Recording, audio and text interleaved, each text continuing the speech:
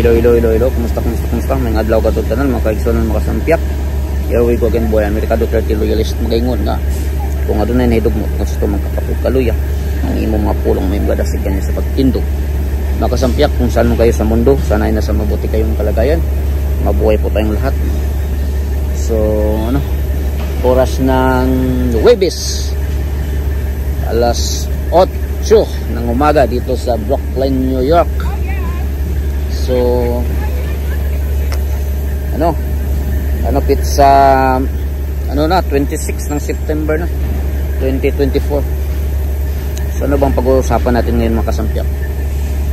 Alam naman natin, itong channel natin is about political. So, alam naman natin yung mga nangyayari sa ating paligid. Lahat ng mga ito ay mga political.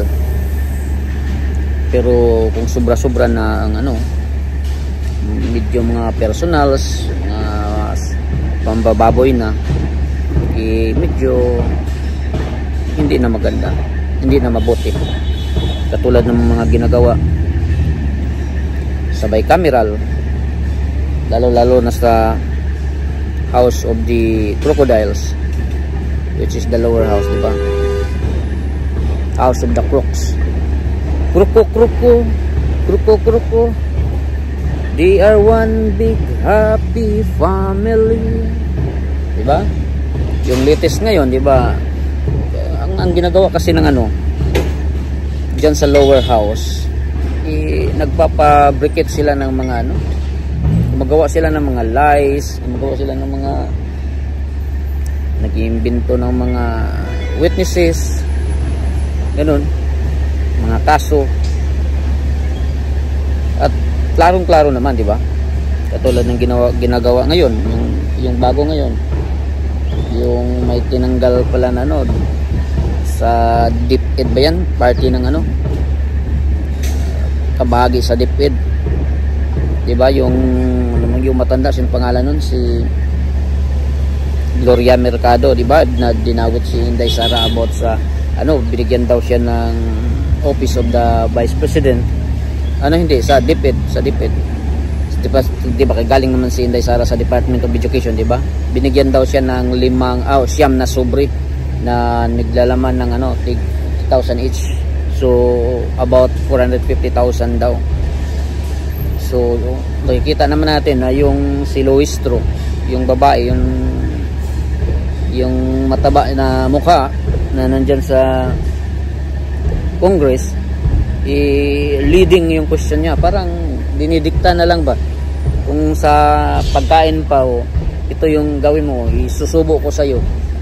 Yes or no ka na lang, mag-yes ka lang. Hindi, parang nakikita mo, hindi talaga na briefing ng gusto ito si Gloria Mercado. Diba, sabi nga ni Inday Sara nga tinanggal yun kasi unang-una hindi katanggap-tanggap by law na nag-solicit ka sa isang pribado ng worth daw 16 million. Tapos may strike, yun siguro yung strike 1, strike 2, yung may kinuha na item, yung mga hindi ko lang alam kung anong ginagawa niya. Basta makikita nyo sa video yung sinasabi na may item daw na instead of doon sa kabilang region yata, pero nandun sa kanila daw, sa HR, sa office mismo ng sa HR mismo. So makikita talaga natin ang ginagawa ng lower house. Focus na focus sila sa kalaban nila. Sino ba kalaban nila? Si Inday Sara, kasi yun yung threat nila ng Panginoon nila, si Tambi. So hindi na lang, kung makikita natin, hindi na tayo ma-surprise na ang administrasyon ngayon, yung pinaka dissatisfied talaga tayo. Hindi na nagtatrabaho. Wala na silang batas na naipasa or maipasa. Sila na siguro yung pinaka-worst na administrasyon. Grabe yung corruptions, grabe yung insertions of public funds na unprogrammed. Kasi alam naman natin yung mga ganyan, ginagawa yan kasi kukunin yan para gagamitin sa eleksyon. Ganun yan, ganun man yan. Gagamitin yan na paninira sa kalaban. So akala siguro nila bobo ang mga Pilipino, hindi alam yung mga nangyayari sa paligid. Ang mga buong Pilipino na lang at yung mga trolls, mga bayarang trolls, yun na lang yung naniniwala sa kanila.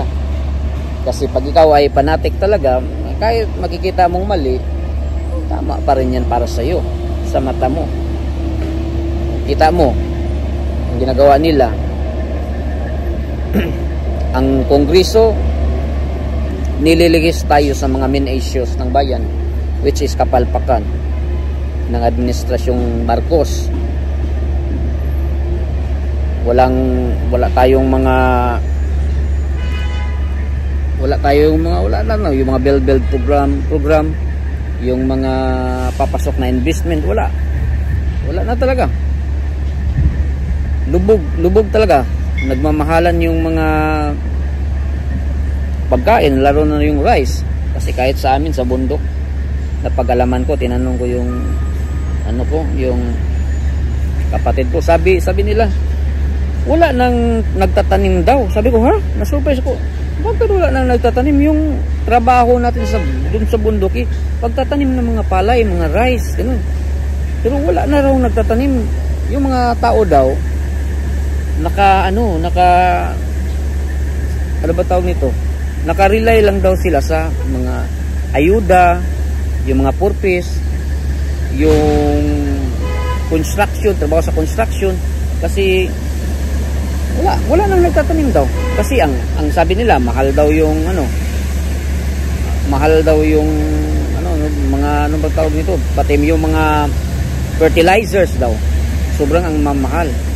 Tapos pag ikaw na nangangailangan,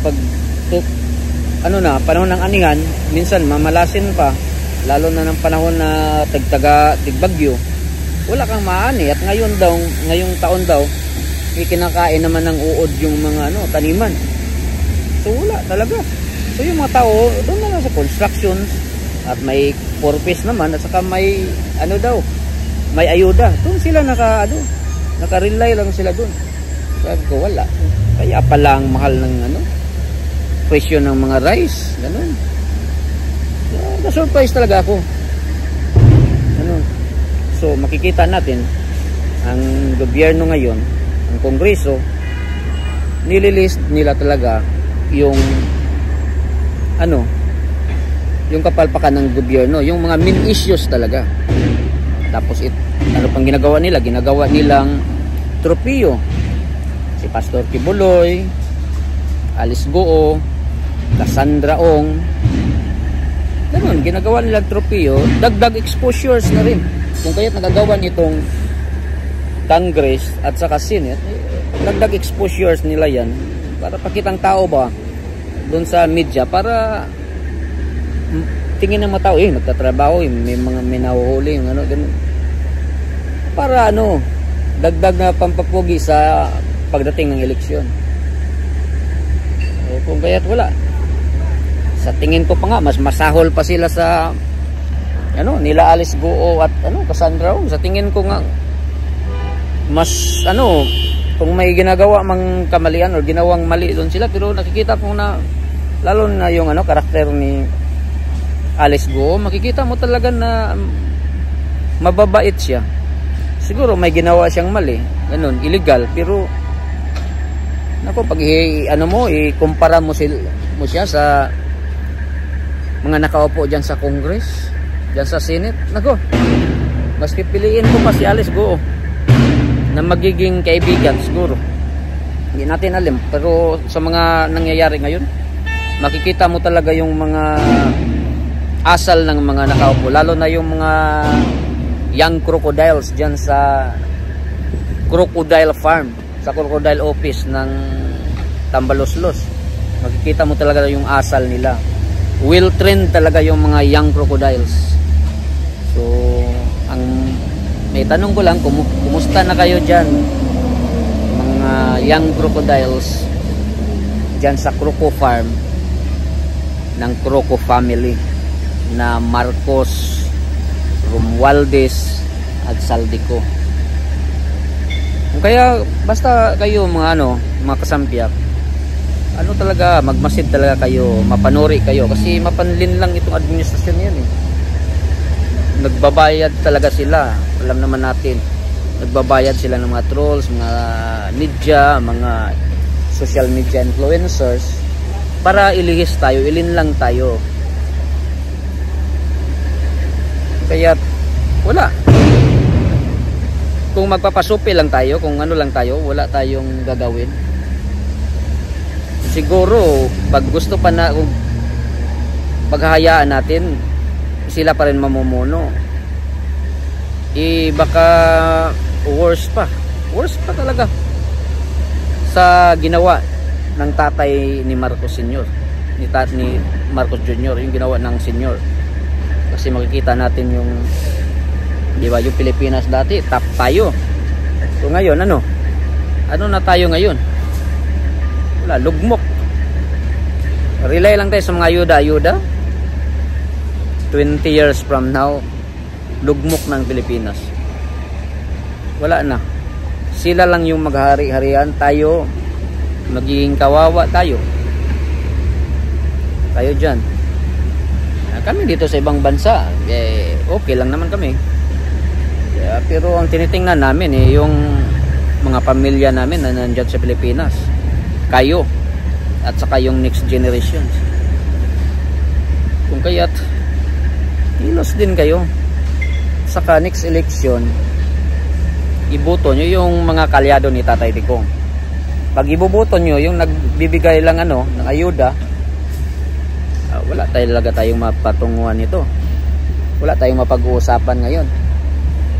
Ang masasabi ko lang, worth dying ba yung Pilipinos? Baka babangon si Rizal, sasabihin niya nagkamali siya nung nagpabaril siya sa Lunita. Hanggang dito lang muna mga kasampiak, maraming salamat po, God bless you.